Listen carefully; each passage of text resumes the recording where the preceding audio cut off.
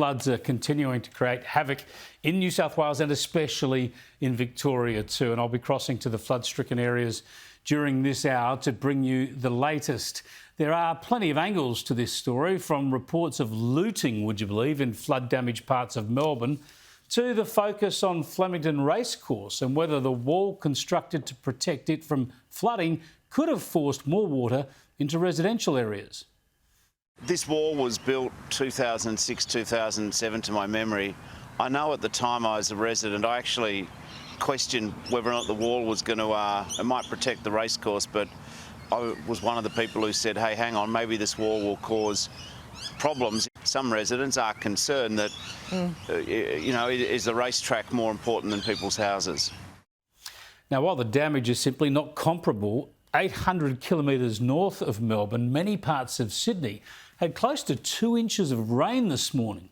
And the forecast was for a tenth of that, of course. So there's an enormous amount of moisture and also instability around. And authorities are warning about more rain to come across both states later in the week. So I'll get back to the news on the flooding later in the program. But first, I want to talk about some of the politics around the flooding. And the events of the past few days have seen Victorian Premier Daniel Andrews resume his favoured position, leading long media conferences, giving the people of his state all the key messages and diving into all the details of the situation at hand. After 3 years of micromanaging pandemic responses, Andrews is out there doing the same thing now on floods, just weeks out from a state election. He's considered a lay-down misere to win that one anyway, but this can't hurt his standing. But I do want to pick him up on the usual overreach of the Green Left when it comes to these sorts of natural disasters. They can't help wandering off into the climate change campaigning. Whether it's hot or cold, wet or dry, fires or floods, they link every bit of weather, every natural hardship to climate change. And have a listen to Andrews here. Even while saying he doesn't want to talk about it, he makes the same link without evidence, without rational arguments. And this is a very big event, bigger than we've seen in some parts for a very long time, perhaps in some parts bigger than we've ever seen before. So there are a number of realities, there are a number of challenges that we're facing right now, and they're different than what they were 20, 30, 50 years ago. But I'm not criticising you for asking the question, absolutely, but I'm not going to be getting into a climate change debate at the moment because I just don't think it's fair on people, because not everyone would share my view on that.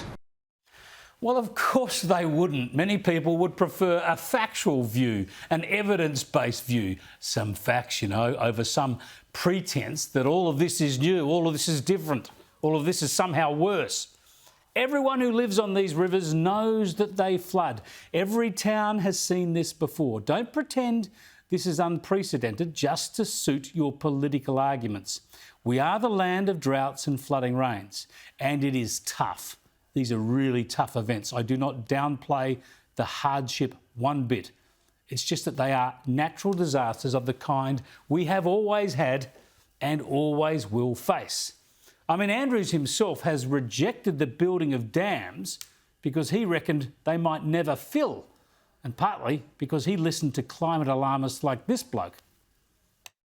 Even the rain that falls isn't actually going to fill our dams and our river system. Even the rain that falls isn't actually going to fill our dams and our river system.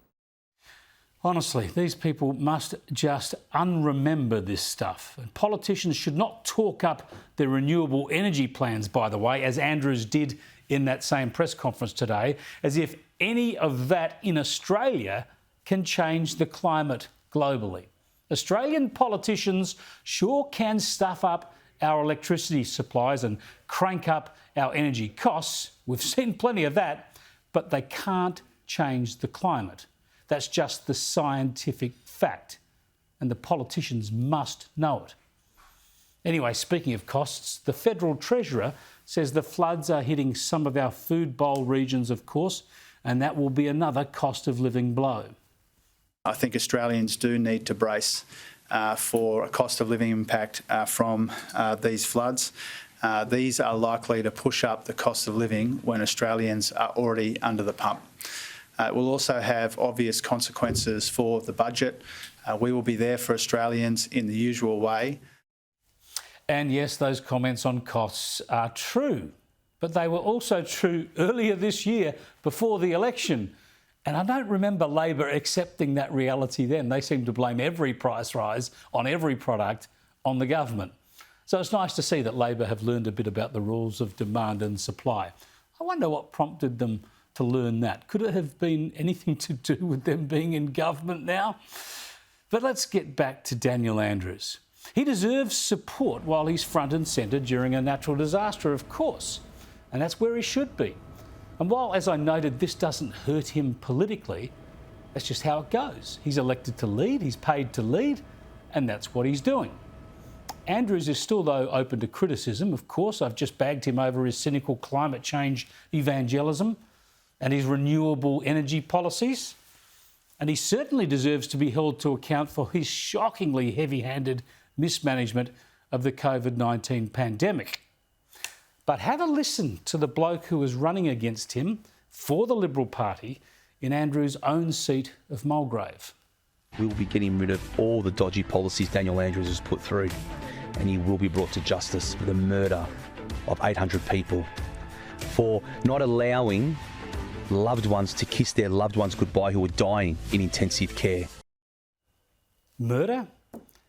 Where do they get these people? Surely they have to disendorse this bloke, the Liberal Party. He has apologised, but surely he has to go. Now, he's a hairdresser, he's a small businessman and a family man. Great. But the Liberal Party has to stop pre-selecting numpties that will say such dumb and outrageous things, even if it is in a seat that they've got no chance of winning. Honestly, this is just so pathetic and insulting and must be soul-destroying for the Liberal Party membership. It makes them all look bad, and it sure won't hurt the Premier. I've got absolutely nothing to say about that person or the comments he made. He's completely irrelevant to the work that I'm doing, keeping Victorians safe.